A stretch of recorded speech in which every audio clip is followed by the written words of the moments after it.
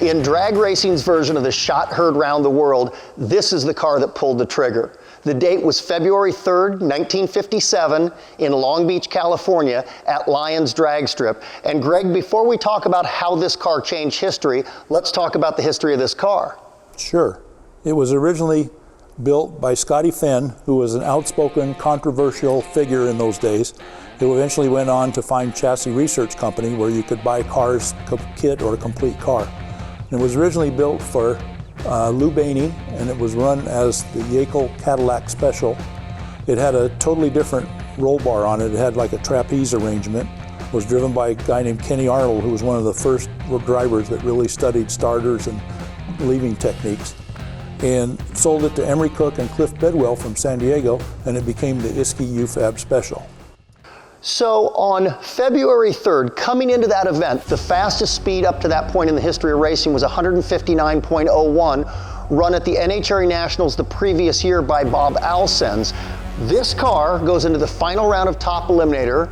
It wins the trophy, and it runs 165.13. That run was so stunning that Lyons stopped operations, froze the clocks. Back then you only got a display on the clocks. The operator would have to convert those to a mile an hour. They still didn't believe it. They asked several other cars to go back up and make runs, compared those to their earlier laps, and everything looked legitimate.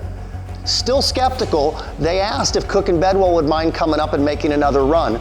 And boy, did they make another run. The ET was a little bit slower, but 166.97 is what came up for mile an hour.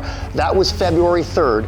The implication of that was enormous. 1 week later at Santa Ana, CJ Hart says you can't run any fuel but pump gas.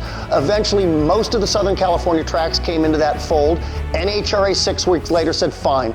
At our national events, it's going to be pump gas only, and that lasted for nearly 7 years. But Greg, this is the car that changed it. It turned heads, it set all-time records, and it's a little bit surprising considering what the power plant doesn't have on it. Right. You don't see a supercharger on top of it. You see 6 Stromberg carburetors.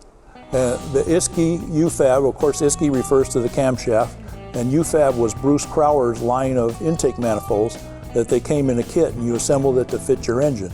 So this had the UFAB manifold with the 6 carburetors, and Emery Cook was really talented with nitro in those early days. He was brother-in-law of Joaquin Arnett of the Bean Bandits.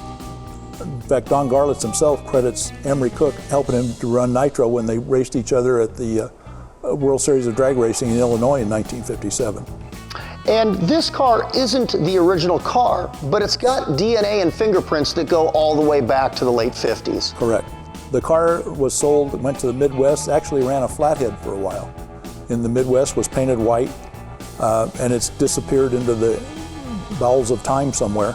But Ray Lake was a crew member in those days, and he commissioned Dode Martin of Dragmaster fame to recreate this car, and there's even some bits and pieces on it, some brackets and so forth, off the original car that Ray had, and it's as close to the original as it's possible to be.